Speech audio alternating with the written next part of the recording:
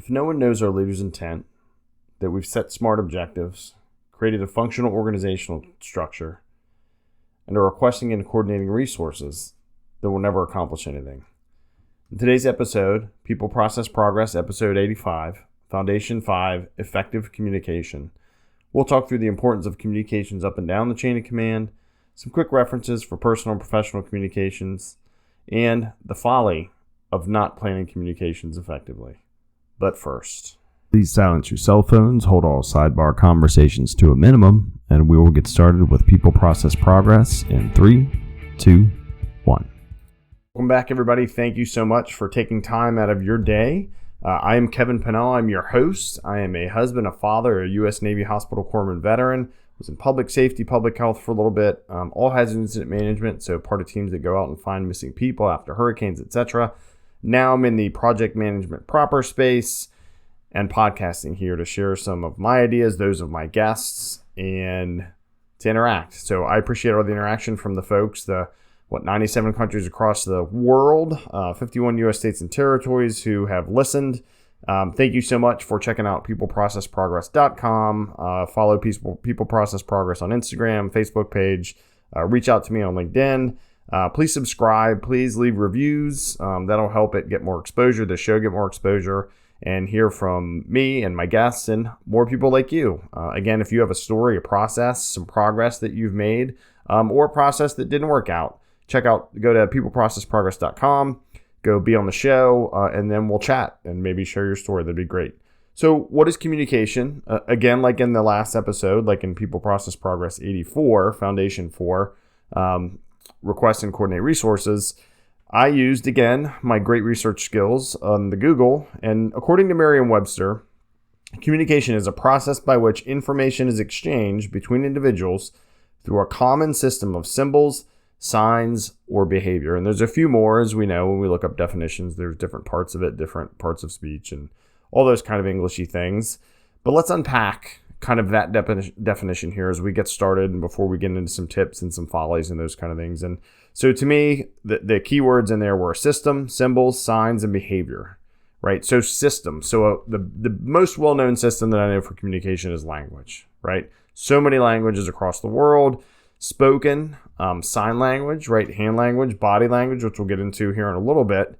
But that to me is the ultimate. Plus, that's the people aspect, right? People speak language. I know computers speak language and there's other languages, but by and large, language within a culture or between cultures is a huge part, and it is a system. And of course, there are many, many, many electronic systems that help us with communication that are part of communication as well.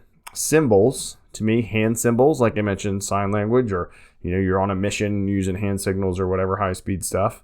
Body language, right, is a symbol. There's symbolism there. Letters, right, are symbols that we use to visualize the spoken word. And pictures, obviously, right? Pictures kind of similar to signs and stuff, but let's go to signs. There are movements, right? The way we move, the way you see an animal move is a sign. Are they hunting something? Are they being hunted? Are they fearful, right? Are they coming up to you super happy like your favorite pet, when you get home? Hand signs, remember. Street signs, right? Good example that help everybody, hopefully, when we pay attention to them, be more aware and be safer. There are ads, billboards, right? Those are signs, ads all over the place, billboards all over the place, pop-ups on the web browsers, kind of the more modern version, and all those kind of things. And there's many more systems, symbols, and signs. And the last one that I took from that definition is behaviors. And a big one's body language. And I've talked about this before, and you all have probably heard about this. Hands crossed, hands on your hips, looking away, biting your lip, versus you kind of standing there, hands at your side, paying attention. And we'll get into some of this great active listening tips here in a little bit. But body language is huge. Posture, right? Slouching, sitting up, paying attention, not looking at the camera when you're on the Zoom or looking away, clearly multitasking, those kind of things. I think behaviors. Emotions. Our emotions help drive our behaviors, or maybe our emotional response is a behavior, right? Which we see a lot of between anger and fear and people being really upset about other people's opinions these days and all that kind of stuff. Another one I thought of for behaviors, and this has to do with something I spoke about in 84, where people, or rather Foundations Friday, this past Friday, where people being our most important resources. a behavior you can see at any kind of work, but in particular, just what I do in the private sector, if people start calling out sick, right, that's a behavior, that's a communication that maybe they're not happy, they're not burnt out. How can we help them? So not to go too deep in solving that problem, but something to consider. So communication is so much, right? It's in the way we talk, the way we look, the way we move, the way devices we use, radios, all these kinds of things. And we'll touch on some of those different aspects of it. But two, really, within our organization that we have made and the resources, the people and that we're going to be working with that we requested as part of Foundation 4, right, our resources there, is communicating vertically, meaning up and down the chain of command in that org structure, right, with those resources, with our teammates, with our superiors and our subordinates, but then also horizontally across with our peers, with the other folks in the boxes, even with us. So let's touch on coordinating up the chain of command, right? It's a different communication. It's often a report out or an escalation, like we talked about. Escalation is not a 4-letter word, right? Sometimes we need help from our bosses or the bosses of other people to help us do things. Through our relationships and our influence and our camaraderie and all that good stuff, we want to influence and just work together. Sometimes we just need help, right, from our superiors or an approval for a certain amount of money or to go forward or not go forward with our plan or our project or whatever we're doing. And then to subordinates, sometimes it's a little different. Now, we should make sure everyone has the same common operating picture, right? Everybody knows what's going on from the strategic plan to the tactical level. But leaders usually don't want to get involved in the tactical level as much unless they have to jump in because there's a gap maybe in leadership or something like that. But subordinates, for sure, we're going to get into the tactics of it because we're going to take that leader's intent from the top of the org structure, come down a little bit as we've done those objectives, and now we're going to help translate as we are and make sure we've communicated well. What are the tactics we're going to use to solve those objectives and meet leaders' intent and work within this organizational structure? And does everybody recognize that? And I've mentioned in the past for project management folks out there, part of the kickoff meeting, and then as you have your regular meetings with your team, is to do just that. Make sure everybody knows who's who and who's responsible for what, who's not responsible for what, and make sure that your leaders know what's happening on a regular basis, whether you're sending weekly reports or there's a dynamic, place you can send them to look at real-time data, that kind of stuff. And that's vertical, right? Up, down.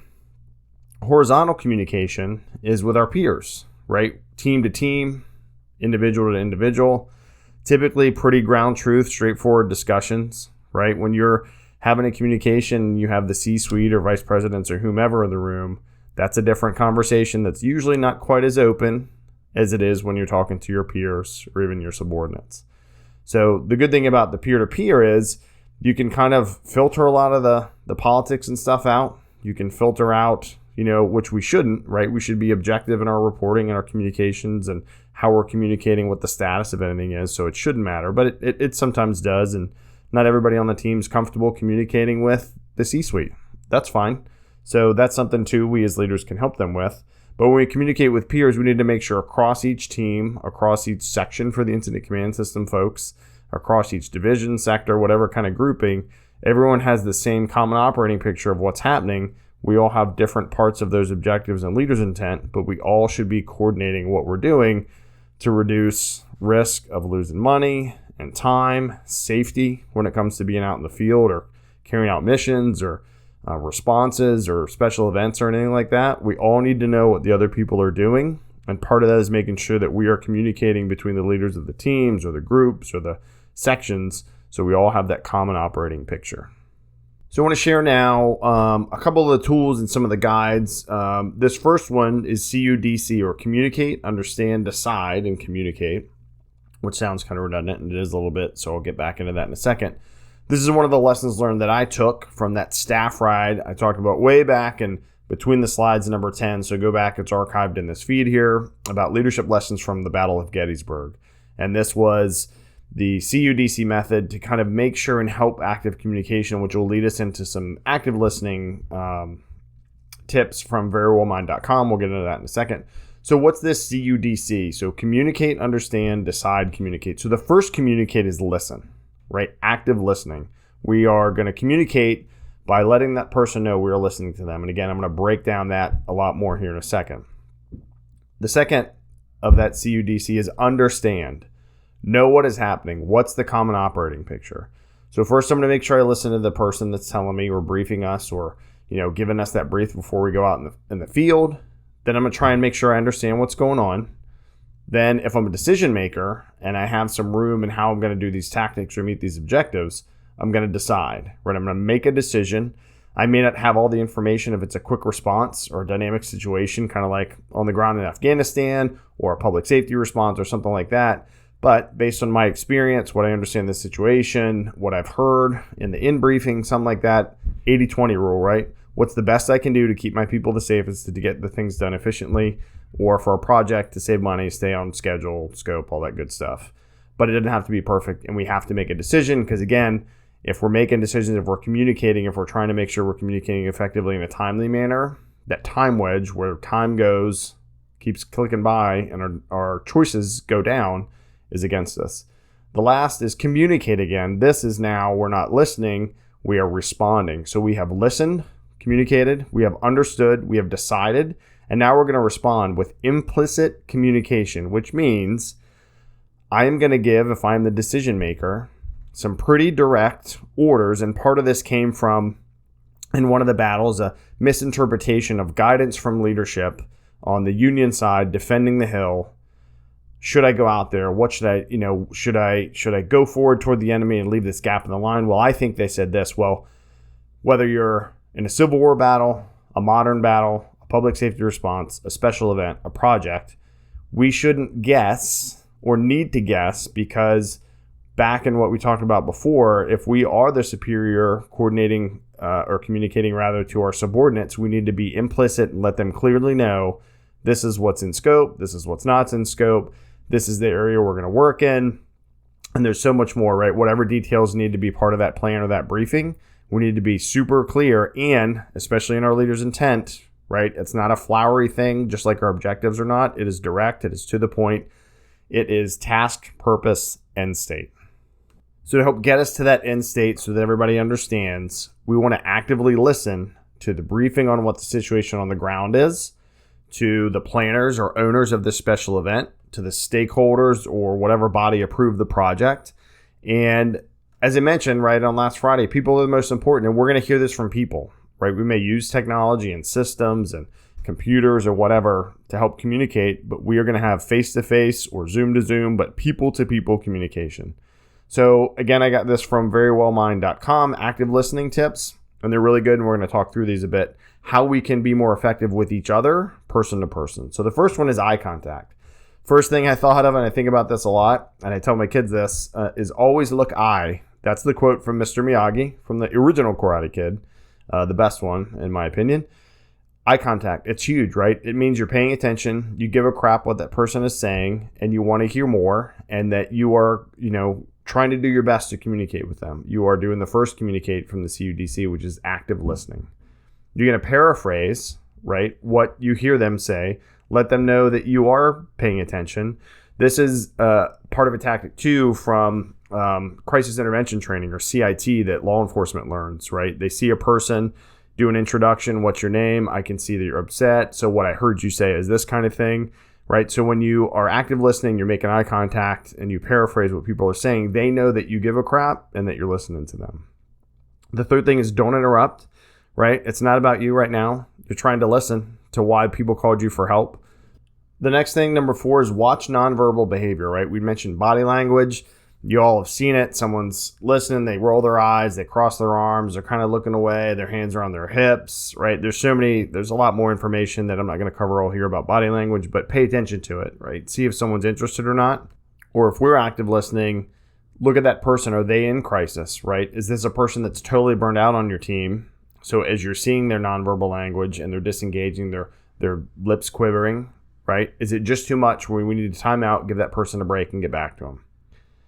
The fifth one is shut down our internal dialogue, right? This is where it's related to that not interrupting, right? Too much mind from The Last Samurai, where Tom Cruise's character was sparring and he was thinking too much.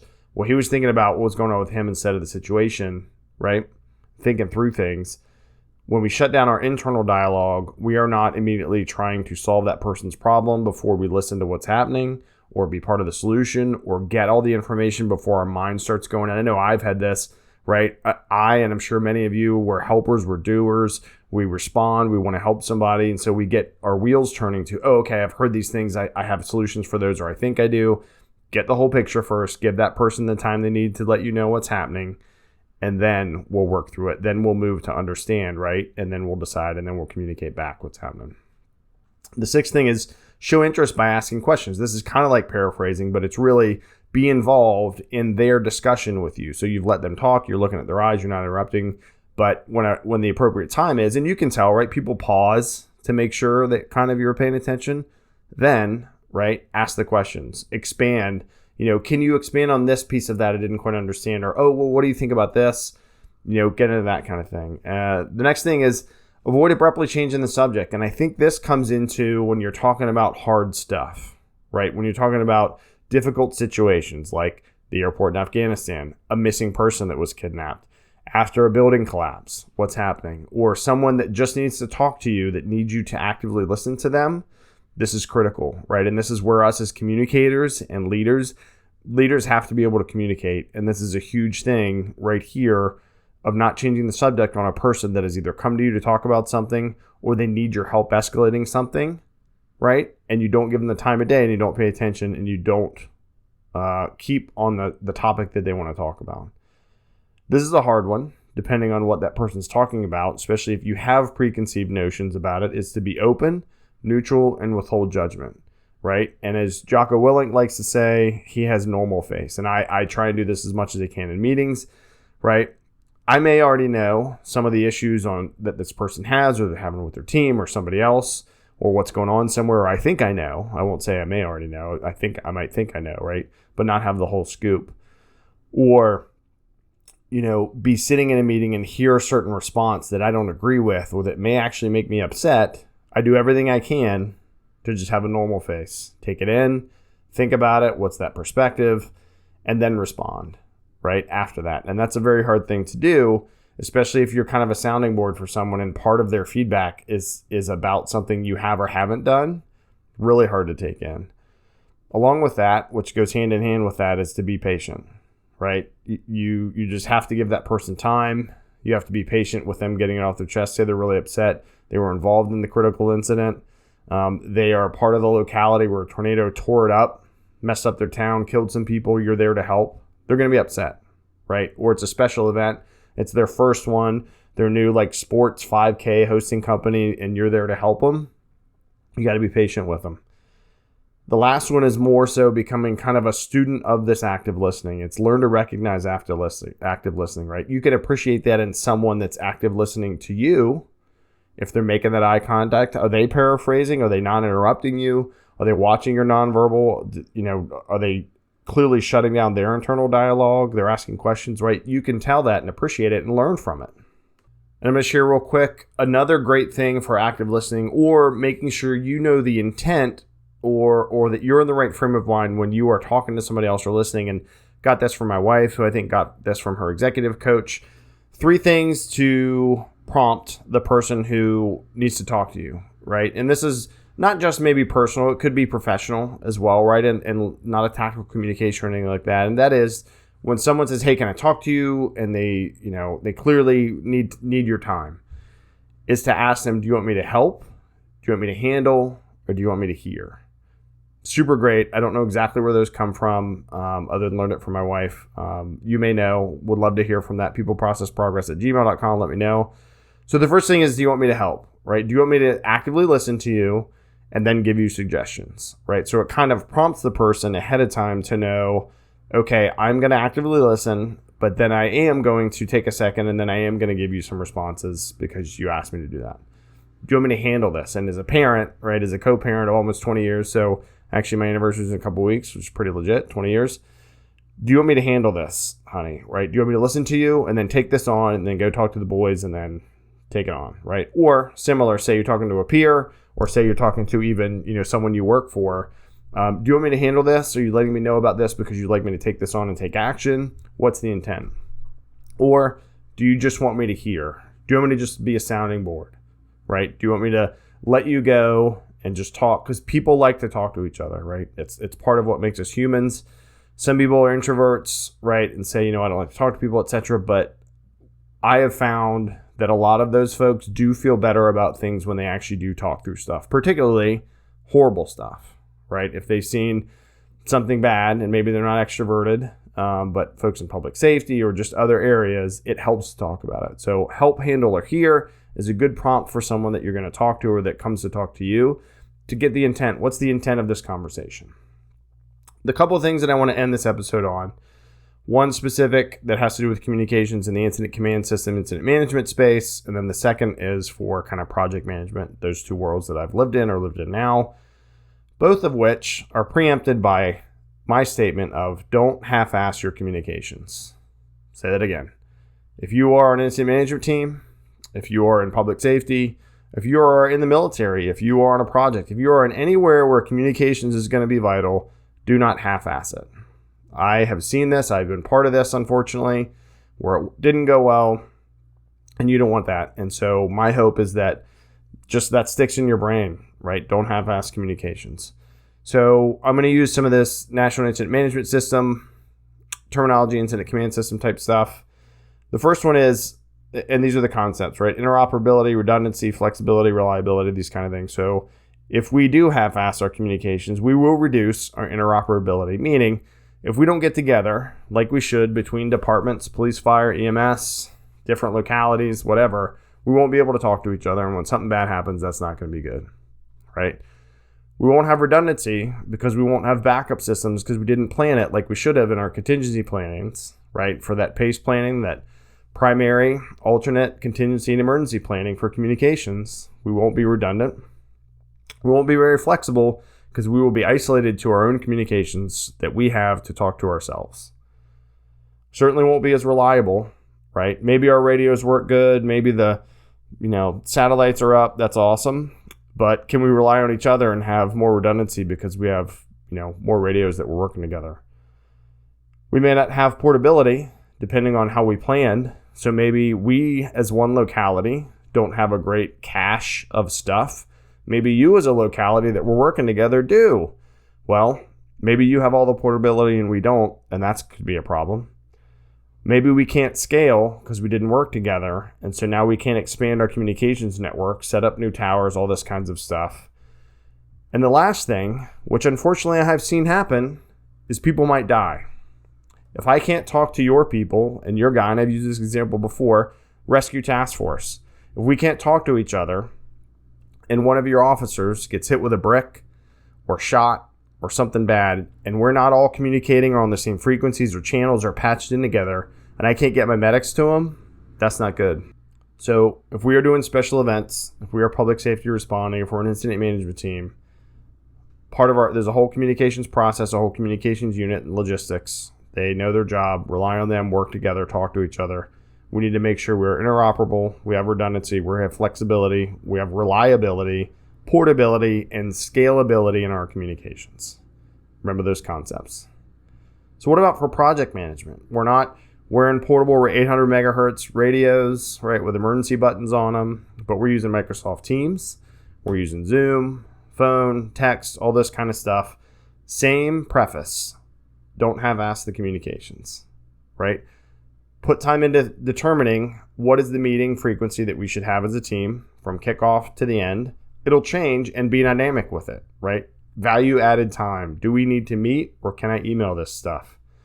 Of course, I mentioned it, but in this day and age, chat, right? Whatever platform you use, it's pretty reliable. Also a good thing, pay attention to whether that person's in the office, out of the office. If they marked busy, chats pop up on the screen. What if they're in the middle of a meeting? You chat about a person that's in, all that kind of stuff can happen. It has happened. I've seen it happen. It's unfortunate. Communications where we push to the public, right? Meaning kind of our users, even if it's within our organization, how are we making sure we're coordinating that kind of stuff for the project, right? Do we have regular emails? Is there a status board? Is there a dynamic kind of thing that's always up? For the team, the project team, make sure everyone has the same internal common operating picture. We know what the objectives of the project is. We know what our milestones are. What's our overall timeline? What are the expectations of you from the analyst level or, kind of boots on the ground level up to the C-suite level? And Do we know who to contact if you're stuck? What's the escalation path? That's a critical communication piece to know how to solve problems and get help, so we don't just sit on things and they fester and not get better, and it knocks us off schedule and scope and all that good stuff. How are you scaling your updates, right? Very tactical updates and what's next task by task for the regular team. How do we summarize that and give the bottom line up front for the executives? You're going to have a happy medium. You're probably going to be communicating a ton, different ways, a lot of PowerPoints or dashboards or whatever you use, but they're going to have to be different ones for different audiences. The last one that's different than public safety and incident management, that's less, we'll say, critical health-wise, is people may leave, right? If we don't communicate, if we don't loop people in, if we treat our information like it's top secret for our project and say, oh, that's not your level, right? Which I hate that statement. It's a horrible thing to say to somebody on your team. That's above your pay grade, right? It's not funny, it's not effective, and it's not good for people's morale. I hope that all of you listening have good morale these days. COVID surges, masks, shots, what works, what doesn't, politics, the horribleness in Afghanistan, the lawnmower right outside my window, my son doing his chores. But I wish you all the best out there. I know it's tough times. I thank you for giving your time to this show. Again, please reach out on Facebook, Instagram, People Process Progress, and at peopleprocessprogress.com. Got archived episodes. Need to get some of these backlogged in there. But thanks again. Please stay safe out there. Wash those hands, and Godspeed.